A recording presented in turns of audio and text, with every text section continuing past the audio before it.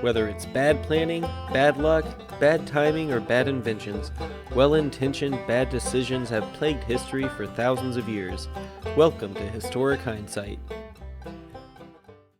Hello and welcome to another episode of Historic Hindsight. I'm John, that's Tom, and today we're going to talk to you about Reaganomics. That's right, Johnny, Reaganomics. And by Reaganomics, I mean not so much his economic part as much as it is his war on drugs, Johnny. That's right. So, we are continuing. So we're not talking about his wild success in of the trickle-down economics and how there's no middle class anymore because that works so well. Yeah, no, we are instead talking about his successful drug campaign because there's no more drugs. There's no more drugs. Which is good too. Well, no more drug abuse. No more drug abuse, there's the good drugs like OxyContin and things like that. And alcohol. You can get prescribed alcohol, cigarettes, all that.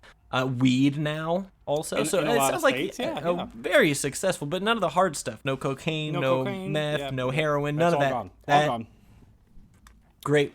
Well, I mean that was quick. Good job. How did he get rid of it? That's amazing. Right? So if you're avid followers of us, you would know that we've already started this whole War on Drugs series. This is our next episode in it. It's the Reagan years, and it's filled with such great things like CIA exploits and marijuana minimum sentencing and all kinds of fun things. So CIA obviously working hard to get rid of the drugs and not bringing them into this country at all. No, that would be ridiculous. That'd be ridiculous. So in our last episode, we discussed the start of the war with Nixon and how his whole plan was basically geared towards the people he didn't like, which was brown people and hippies. So you target those useless drug users and also brown and black people, and then arrest them all, and it goes away. Yes. Because there's obviously no drugs in prison. No drugs in prison. And before Nixon left office, he started to scale back some of his things, which, part of it was, like minimum sentencings. He started to actually scale some of that back by the time he left office because he realized, like, this a little much. This might have been a bit much. But when Reagan takes over, he's like, hey, double down. He liked it then. He liked those long sentences and minimums. And did he make them worse or did he bring them back? He brings them back and then makes them worse. So he's got kind of a two-pronged. He's got a two-pronged approach. His first prong is going after them criminally. So that's the whole minimum sentencing things that he brings in. And then his other plan is to educate the youth into not smoking, not doing the drugs. Okay. That sounds easy. How do you do that? So drug prevention, not so much. Helping people who are actually already addicted, but trying to catch them. Who cares about them? They're addicts. They're useless. They're scum of the earth and deserve to be treated as such. Obviously, but the children are our future. So how do we get them to not use drugs? And that would eventually lead to the DARE program, which we're going to have a whole episode on in and of itself, and the wildly successful campaign that was. It's crazy that we even needed that campaign because of how successful the war on drugs was. Oh yeah, that we even had to get to that point. Doesn't make a lot of sense after the Reagan success. Yeah, right. So his first major program, we'll start with the criminal side. His first major program was the Comprehensive Crime Control Act of 1984. This act, that sounds nice. Which is right around our birth dates. So this act would increase the penalties on the cultivation, possession, and transfer of marijuana specifically. Yes, there we go. Because that's the most harmful. That's the most harmful. Obviously. A gateway drug. Which, by the way, if you didn't watch the last episode, you'll learn that. We knew that the marijuana was harmless, like even way back before. Be careful. Be careful. Not harmless, but just less harmful than cigarettes and alcohol, basically. Marijuana first started getting attacked by Harry Anslinger, who himself, prior to going after it, said, "This is stupid. We shouldn't go after it." But he was the head of the. But here's the thing. It's useless to go after it because it's harmless, but who can you lock up if you do make it illegal? So he was the head of the Federal Bureau of Narcotics and needed to save his job, so he goes after marijuana because it was the easiest thing to do. Reagan continues that, now with his mandatory minimums. In addition to this act, it would abolish the parole for prisoners convicted after November 1st, 1987. So if you got a mandatory minimum, you are now... No parole. You are now doing your mandatory minimum. That's bullshit. Because like one of the biggest things in U.S. justice is that you get a 10-year sentence. Yeah. Oh, you're gonna get out in 5. Yeah, like it's almost always half or even less. Nope. Like good behavior. Nope. But so now they don't get that. Nope. Not now. Not so now. Not extended minimum sentencing, and then also no parole. You're serving that whole. And okay. And so most importantly, like I said, it establishes also the Armed Career Criminal Act of 1984 that if you get 3 strikes, it was a minimum. Now it used to be 5 years. Like if you got caught with a marijuana cigarette, it was like 5 years. Mandatory minimum. Yep. Now you get your 3 strike up to 15 years. So this was initially like when it was going through Congress, it was played up as armed criminals, like people who would like I robbed a liquor store. Bank robbers. Yeah, I robbed. And they keep doing it. So obviously, they're not going to stop. Yeah. But and I get that. That would make sense because if you're a career criminal, you get locked up. But they went ahead and also applied the whole 3-strike thing to drug criminals too. So theoretically speaking, so I'm guessing that was a nice little subtext, kind of deep in the document that 200-page document that all of the U.S. senators and everything read. Yep. The title of. So quite literally, if you got caught with a joint, just a roach for that matter, if you got caught in possession of anything, you're in possession of narcotics. You could get 5 years, and if you do that, 3 times in a row, you'll get 15 years. And if it was after November 1st, 1987, no parole, so you're in there. That's a full 20. With all of them, all of them combined. 25 all of them combined. Yeah. Jiminy Christmas. But the good news is they probably had a lot of time on the outside after they served their first 5 years because we take care of our criminals so well when they get out of jail. Yep, sure do. So it also gave the police the ability. Lots of opportunities. It gave the police the start of the ability to seize assets in drug-related crimes. So if you possess that half a roach and your brand new 1987 Corvette, that's now the sheriff's Corvette. Guess what, pal? Guess what? Yeah, all your stuff. Anything that it's in your house, maybe? Yeah, if you're dealing drugs guess what? Yeah, all of that equity you built up, it's gone now. And we took all your things, and now you're serving 5 to 15 to 20, whatever years. And good luck when you get out. In the first 4 years of Reagan's presidency, the budget for the FBI's Drug Enforcement Unit went from $8 million at the start to $95 million, which is the equivalent in today's money of $2.4 billion with a B per year just for the Federal Bureau of Investigation's drug unit, not for anything else of the FBI, just for their drugs. Now, apparently it takes many, many, many people for this war on drugs. They need a lot of soldiers, which is why they need that budget increase. It's certainly not to buy and redistribute drugs, right? No, not at all, Johnny. Because that's a lot of money. That would buy an awful lot of drugs. Buy a lot of cocaine. You're jumping ahead, but we'll get there in a second. So, how do these policies affect America, Johnny? The criminal side of it. While it is true, I got rid of drug use. It did, and it is locked up the criminals and probably reduced crime all around. And America's a beautiful place now. Well, so speaking of crime, all around crime, the arrests were up by 25%. So. Well done there, because now we're getting more of the criminals, right? Yeah, well, yes. That's the goal of it, was it not? That was. Drug arrests, though, rose 126% through the 1980s. 120. So that's why it was successful. That's why we don't have drugs anymore, because they arrested everybody. Doubled it and then some. So the problem with this, though, is now that you're arresting 128% more people for drugs, in addition to 26% more people for just regular crimes, you now have to store these people somewhere, and you got rid of the parole thing. So whatever their sentences are, they're stuck serving out their whole sentence. Man! So now we have to build some more prisons. And the federal government only has so much money to build. Yeah, 94 million, whatever. Yeah, so for prison. Number what? Yeah. So they start turning, so that sounds like an opportunity. It is an opportunity for savvy businessmen who start building. Not that they didn't exist before, but start building for-profit prisons in mass. Well, the demand increased. house these criminals and get them to build, license plates or stop signs. Well, but they paid them fairly or whatever that they pay them because it's still a job. Fairly, because if you're not aware, in the United States, slavery is illegal by the 13th Amendment Constitution unless it's used as punishment for a crime. So these for-profit prisons can have them manufacture whatever the hell they want and pay them nothing. Or no, I mean, pennies 10 cents an hour, yeah. usually, something around there.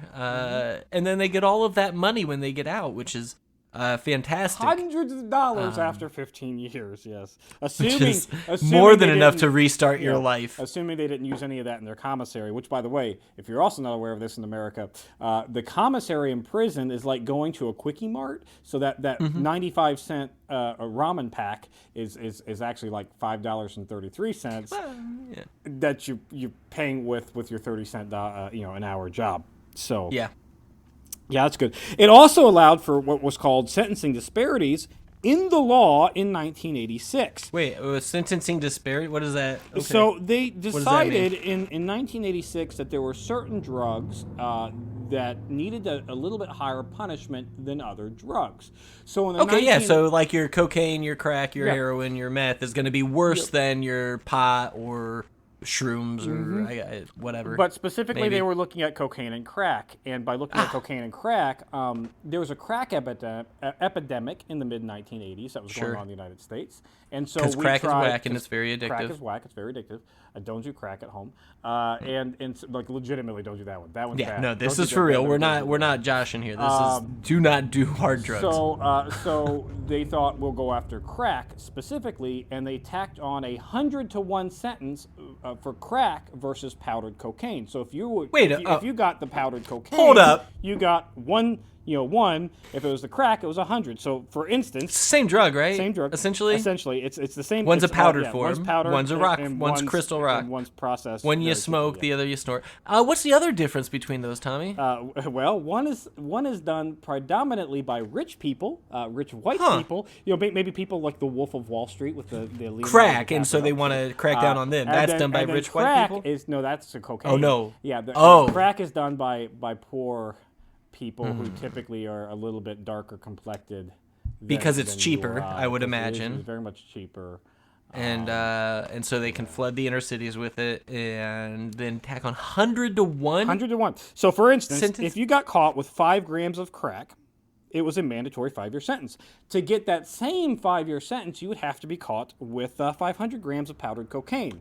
Now, I'm not a drug person, but I'm pretty sure like 5 grams of crack is probably like a personal use, like maybe a hit. I don't know. It's got to be very low. But 500 grams of powdered cocaine, like you're dealing. At that point, you're fucking dealing. So I mean, or you have a very, very serious problem. Because if the way I understand crack and cocaine is that the high is very short, which is why people are snorting it so much. And like you watch films based in the 1800s where they have their little snifters just filled with cocaine that they're always dipping and sticking in their noses.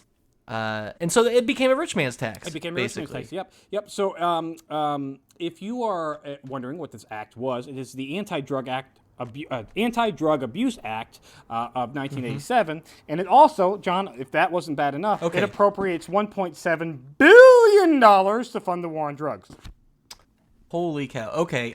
Now, the what was it called? The Anti-Drug Abuse Act. So, presumably, because it's an anti-drug abuse, this is a program that, in addition to these awful arrests, also provides some sort of rehab, counseling, drug abuse, like 12-step program. It doesn't do any of that, but what it does do is it also creates the Office of National Drug Control Policy, which mandates national media ads geared towards children, which is the Nancy Reagan, just say no to crack. Oh, okay. I thought this was going to be when they got rid of Joe Camel. No, if you're ever offered drugs, that's it. So that's all you got to do is just say no. Just say no. Just say no. Just that easy. If you start, well, you're fucked. Like you're gonna go to jail. Well, then you're the scum of the earth and need to go to jail. And just say no, and then you don't have a problem. And it's just that easy. everybody. In this whole, out of all of this will come that DARE program. But like I said, we're going to talk about DARE in its own episode, on its own right, because it is ever so effective. Yeah, because Just Say No was a slogan used within the DARE program, right? DARE takes that on, but Just Say No it started as its own campaign, thing, basically. With Nancy Reagan. Yep. She's on commercials. You might remember it. If you're our age or older, you will remember those commercials on TV. Although I don't really necessarily remember Nancy on TV. I was going to say, I do not remember this. But I remember that slogan, but I don't remember watching Nancy Reagan. If you're a little bit older than us, you'll remember the Nancy Reagans. Yeah, all you Gen X and boomers out there, you guys had that. Yep. Millennials, sorry. Now, aside from the policies domestically, under Reagan, the CIA had some questionable actions, like we've already alluded to. Or I'm gonna preface all this. What I'm about to say from now on is everything's alleged. Alleged. That's for you, CIA and FBI. We are only talking about what other people alleged you did. And by alleged, we're not saying you did it. And by alleged, what I mean is there were multiple investigations that found that this shit happened, but allegedly it wasn't really the CIA. It was like bad apples within the CIA. So, of course, who did those investigations? The ones that said that was just bad apples in the CIA? Yeah, that was the CIA. Yeah. So we allowed the CIA to investigate themselves. So we had an internal investigation, and they found nothing wrong. That is shocking. So, specifically what happens is there is a Nicaragua Civil War that is going on between the Contras and the Sandinistas. So essentially what happens in the early 1980s, Nicaragua becomes under control of the Sandinistas, which is a communist, a Marxist communist group. And it's the 80s. We're in the height of the Cold War. We don't like communists. No, this is past the Red Scare, though, right? Like, we've already established that communists are scary, and now we just need to get rid of them all. We're not worrying about them in our country. Yes. We're eliminating it from the world now is our mission. Exactly. So the CIA decides to poke its nose in Nicaragua by funding anti-Sandinista groups, which were the Contras. And then they made a video game. And they make a video game, although that was actually in Cuba, not Nicaragua, but same thing. You're fighting the communists. It's I'm sorry. It's a small place that is not America. So that with drugs and all the other fun stuff. So in the early 1980s, the CIA goes down there and they want to support the Contras in their insurgency against the Sandinistas. And how would we pay for that? Because the United States can't be directly seen providing weapons, money, all that fun stuff to the Contras, because that would be almost like an act of war against the communists. And you have to essentially launder it, right? Yeah. Who just got a big old budget increase? The FBI sure shit did. About that. Yeah, right. So what they start to do is they start to take cocaine from Colombia. Okay. And smuggle it through the Contras into Miami and LA. The Contras hold on. Why do they have to bring it into? I mean, I feel they're essentially using the drugs to hide the money in some form or fashion. Well, why they got to bring it in the U.S.? They bring it into the U.S. to give to the gangs. Distribute in the United States, and then all those profits of that money goes to the Contras to fight the Sandinistas because they're bringing it in. It sounds like the CIA adopted gangs, became leader of multiple gangs. You could fight gangs. And then sold drugs, and then arrested the people that the gangs were then selling to? Yeah, pretty much. Which is why... So is this why... So this is the type of mentality behind, like, police have known drug houses where people go and get drugs, and then they just, like, somebody will go in and buy it and come out, and then they will pull that person over and arrest them, but why leave the house not alone? Go to that drug house? Yeah, there's like little kickbacks and things. Little bit of a little collaboration here. And quite literally, what this leads to is that whole crack epidemic that we have in the mid-1980s is because of this crap in Nicaragua where we're allowing them to come in. Now, you might say... Because guess what? You're not going to have an epidemic if you don't have a supply. Yeah. Now, you might say, oh, well, I'm just being a conspiracy theorist and all that fun stuff. Yeah.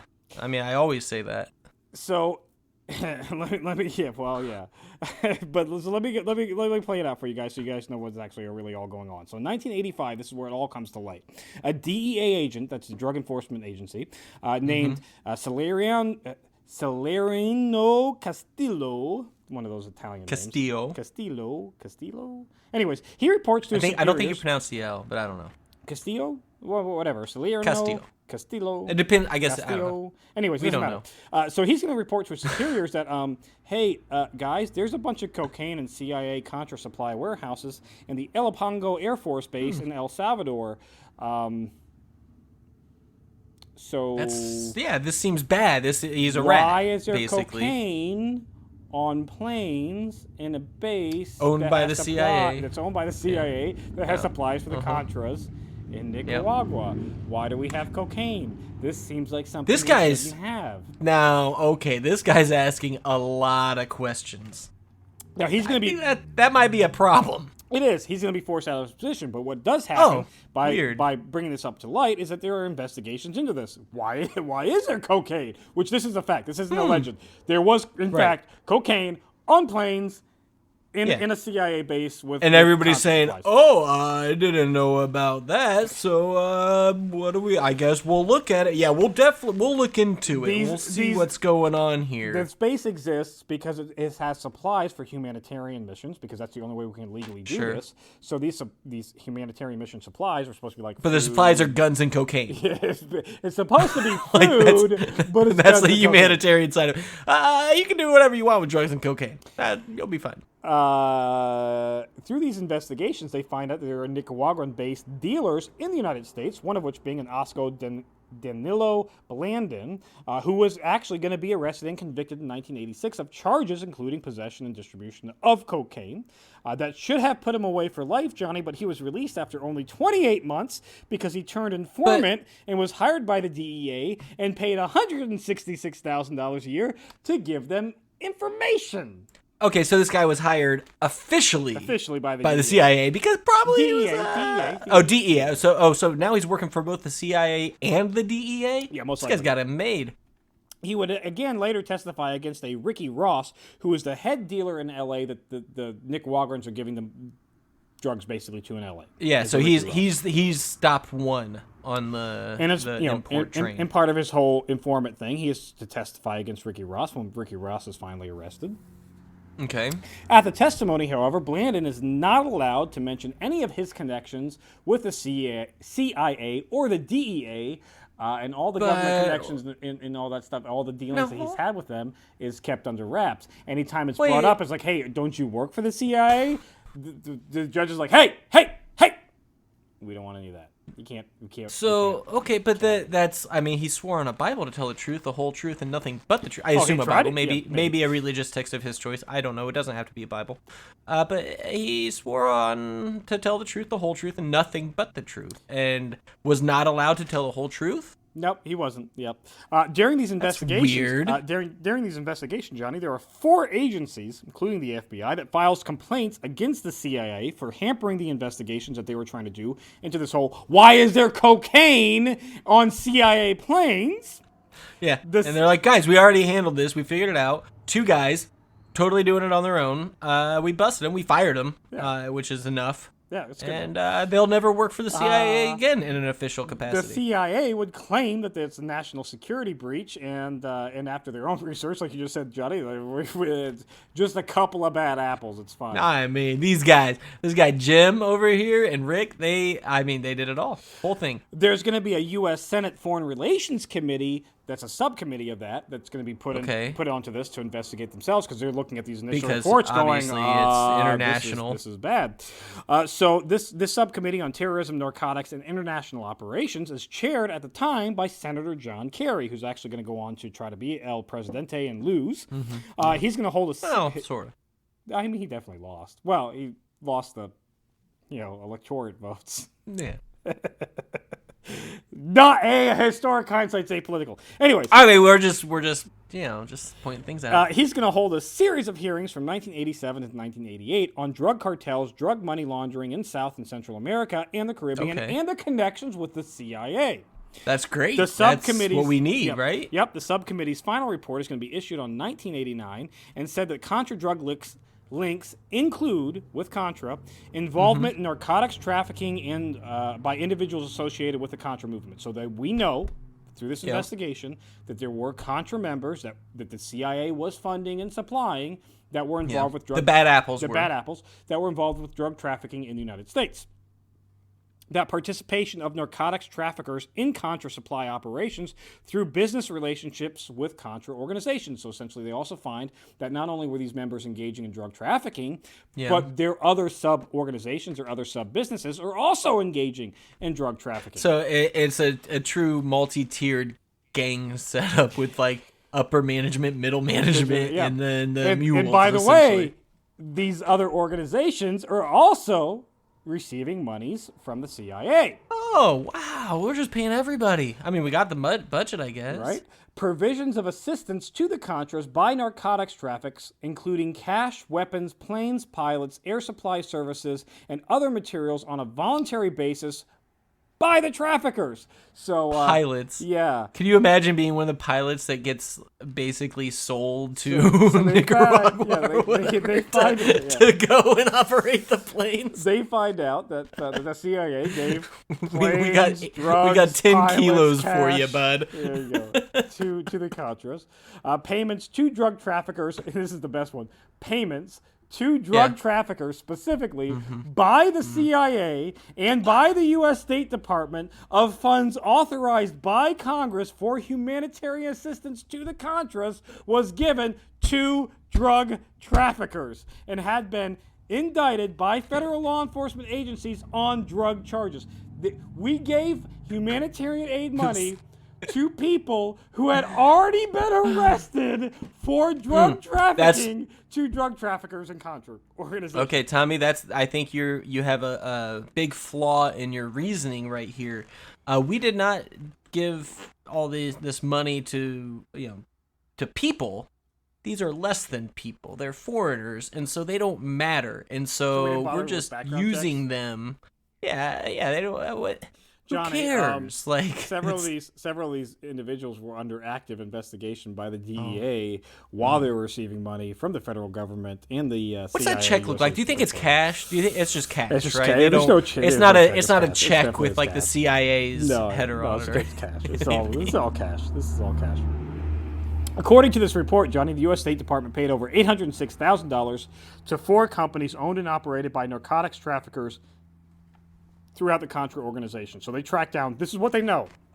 They tracked down at least $806,000 to drug traffickers. Yeah, so then they stopped looking. And then they stopped looking from State Department. Okay, all right. So they paid $806,000, right? Yeah. What'd they get back? What'd they make? What's the profit margins on this? Because that's important, Johnny, right?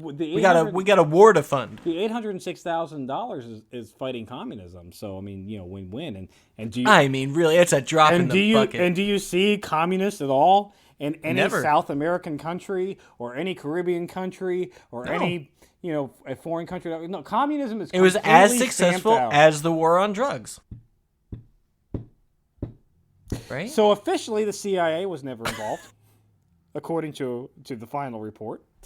But wait, officially they were never involved, according to the final report. Yeah, according to all these investigations. After all of this stuff was found, they're still like, just because it's people working for the CIA, you are not involved as an entity. Yeah. You have no responsibility for what your employees are doing. No, just bad apples, Johnny. Just bad apples. But still, bad apples who the management has no responsibility for. Yep, sure was. So if this whole CIA thing wasn't bad enough with the whole Reagan's war on drugs, if that's not a stain enough, I think it was. It is. But if that's not a stain, enough, I've got some icing on the cake for us. So before Reagan, they did worse? No, not worse. Just more. This is icing on a cake. Okay. We already got the meat of them smuggling drugs and filling inner cities and then arresting people for way too long. The important part about the whole Reagan war on drugs is that the CIA, definitely caused the whole crack epidemic through the Contra issues. Yeah. Now, purposefully. Like that was intended. It was intended. Allegedly. So in 1986, before leaving office, Reagan issued wanted to see how his stuff was doing. Like, how is my program doing? You check in on it. How is using military troops to fight the war on drugs? Because in addition to all of this, he was using military assets to fight the import of the drugs coming into the country. So to fight is fighting himself. Yeah, he's fighting himself. Yeah. Fighting his own CIA with his military, but like fighting, and really probably they were going after the ones that weren't CIA because they're like, no, this is our turf. So this is just a big gang war. Yep, this is a gang war. Yep. So in 1986, the DOD underneath Reagan wants to figure out what's going on. So they fund a 2-year study and they hire the Rand Company to do their 2-year study into how effective is this. This study is called, and I quote, "The Sealing the Borders: The Effects of Increased Military Participation in Drug Interdiction." Okay, great. So they're using analysis now. Yep. This 2-year study finds that armed forces to interdict drugs coming into the United States would have little to no effect on the cocaine traffic and might, in fact, raise profits of cocaine cartels and manufacturers. So maybe this whole "we're fighting ourselves" thing was kind of intentional. Like, I mean, this sounds like they are, they're taking out the competition, they're increasing demand, and they're raising prices on everything. Sounds like a pretty successful analysis of this Wait, hold up. Wait. No, we are not supposed to know all that stuff. It's supposed to just be a war on drugs. So in that aspect, it doesn't look good. That's bad. This Rand Company study would also find out that there were 7 other prior studies by the Reagan administration of using armed forces to prevent drugs from coming into the United States, including a study that was done before this was all implemented. We looked at it like, would this be a benefit, something that we could use? Okay, so they looked at it and they found every one of those 7 studies also found that it would have little to no effect, and in some cases increase production, distribution, and profits for cartels. Now, okay, all right. Hold up. Now, was the Rand Company independent or were they hired by the government? They're hired by the DOD. So they basically ran 7 studies, hated the results, and like maybe if somebody else looks at it, they will be able to do it better or worse, I guess. I don't know, and give us the results we want. That's insanity. That's doing the same thing and expecting a different result. Yeah, and that's Reagan's war on drugs. His predecessor, George Bush, that's Herbert Walker, the HW, the George Bush Sr., is going to increase a lot of these same programs, not decrease them, increase them, and that's where we get the whole the DARE program that comes out, which we'll have maybe the next episode that we do on the war on drugs, we'll just do DARE. I think that would probably help to kind of wrap it up. Well, we're not wrapping it up. It's still going, Johnny. I got so much after DARE. I've got so much. Tommy, I went through DARE and I've never done any drugs that I didn't want to do. Johnny, I got to talk about the 1960s where the CIA was actively getting people addicted to LSD, like unknowingly, like they would kidnap people and force feed them LSD. Oh, so we got to do that. Okay, but that was for mental health reasons. Wink. And actually, LSD is very good to help. Oh, wait, dosage matters? Yeah, dosage matters. Shit. Yeah. That explains a lot. So stay tuned. The next, maybe in a month, the next war on drugs that we'll do is we'll do the DARE program, and then after that we'll do the whole LSD thing. So stay tuned.